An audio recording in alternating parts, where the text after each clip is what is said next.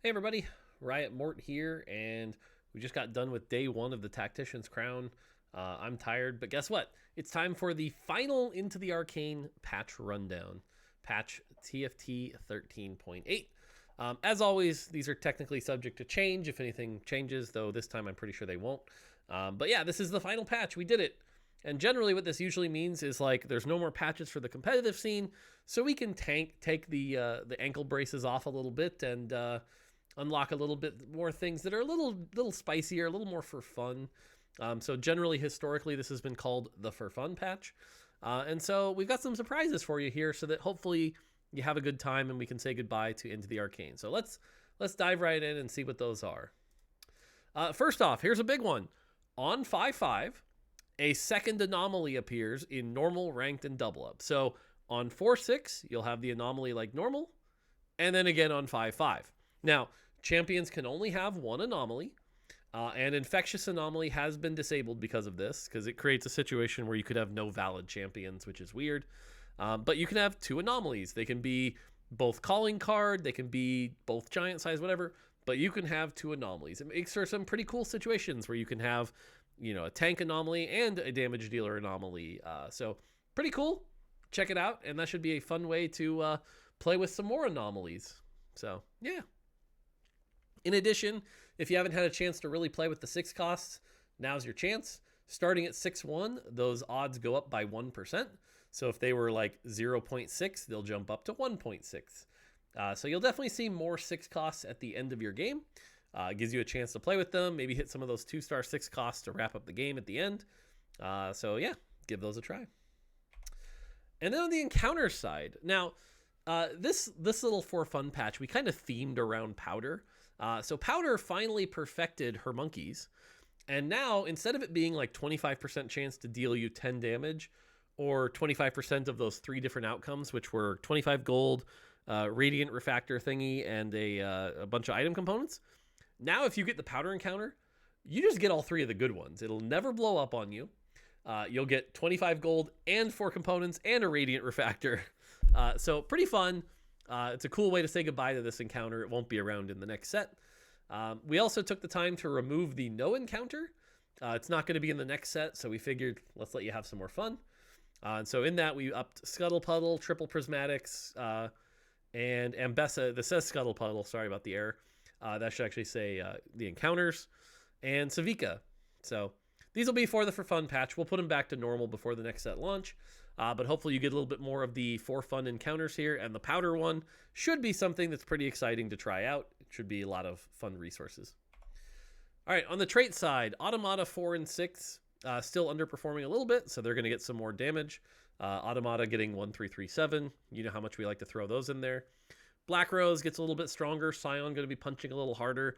Mostly meant to be a 7 Black Rose buff. Conqueror 4, if you can get it early, you want to have fun with it, it now has more combat power, so Conqueror should be a little easier to play in the mid game. Emissary, if you like Nami, this is a cool buff. Nami's bonus mana, excuse me, will go from 2 to 3, so you can play with that. Experiment 5 and 7 have been kind of underplayed, so they're going to get 150 more health. Really good if you can hit it early. Firelight's going to get a little bit more healing. Zeri just hasn't quite been living up, as well as Firelight Echo. So that should be fun. Form Swapper. If you like playing Form Swapper, there's now a 3-piece Form Swapper, which is kind of fun. It's right in between the 2 and 4. It gives you 22% damage reduction or 33% damage amp. But if you want to play 3 Form Swapper, now you can. And then 8 Pit Fighter is getting a bit of a nerf because of a different change, which you'll see coming up. But it needed to be nerfed because of a different change. And then one other fun one here is Academy. There is a chance in your Academy game that the 3 Academy items will all be Thieves' Gloves. Why? Because it's hilarious. So if you want to try Academy where all the sponsored items are Thieves' Gloves, cool. Now you might be going, that sounds OP, but the thing to remember is you can only have 1 Thieves' Gloves. So at most, you're only going to get the baseline +1 sponsored item thing. But getting 3 Thieves' Gloves is pretty cool. It's pretty fun to try. One of the times I played it on PBE, I actually ran out of item slots. I had so many dang Thieves' Gloves. If you can get Academy Lucky Gloves going, that can be pretty cool. So make sure you check the Academy items each game and see if it's one of these. All right, on the champion side, Aurelia, she's never really stood out that much, so now she's going to reflect a ton of damage. Maybe there's some cool Aurelia 3 build where she can be super tanky. Probably not, but maybe. Powder, like I said, this is Powder's for fun patch. Powder's going to cast more often. Also, keep an eye on the monkeys. They may have changed a little bit, so wink, wink. But yeah, her mana cost is going to go down. Again, that applies to family, so some cool Powder backline carries should maybe even be viable. Set, you will notice here his shop card has changed. Set is now a pit fighter. Why? Because everyone kept asking for Set to be a pit fighter. That's it. He's now also going to do more damage, so he can take advantage of being a pit fighter. But if you want to roll Set as a pit fighter, you can. Now again, that makes hitting 8 pit fighter easier, so we did have to nerf 8 pit fighter a little bit. But it actually opens up some pretty neat lines where you can play like Set and Violet and do some cool reroll stuff. So give it a try. Should open up some fun pit fighter lines. Kog'Maw has kind of fallen off since the first patch, so he's going to get more attack speed. Smeech has been a little too good. Plus, you know, thematically, it was just more fun to put his HP to 777 as a slight nerf. So Smeech gets a small nerf. Ambessa never really shined that much here. Gets a really big buff, actually. The mana cost buff is fairly large here. It's going to allow her to cast a lot more. A little bit more AD as well. So Ambessa hopefully now can be like a primary carry on the final patch. Twitch gives 1 AD because he's a rat. Jinx, we're going to let Jinx cast a little bit quicker. Jinx has been kind of hard to play, and so having her, as we say goodbye to the set, let her cast a little quicker, should open up some cool lines where Jinx can actually blow up enemy teams. Savika is going to get 77 more HP and a slightly increased chance of jackpot. So if you get that, you know, rain of gold from Savika, you can test that out. So, cool.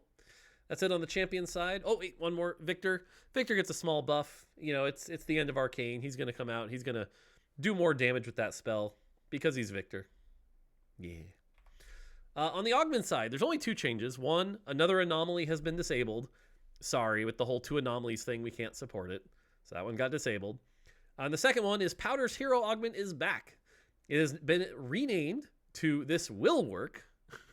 Has a larger blast radius and does more damage. So if you want to try Powder's Hero Augment one last time, give it a shot. Finally, anomalies. We went through all the anomalies that were basically not really being played, and we buffed them. So Arcana Overwhelming now gives even more AP. Avalanche of Armor, way more armor. Berserker Rage will be active more often. Defense Expert, even more armor and MR.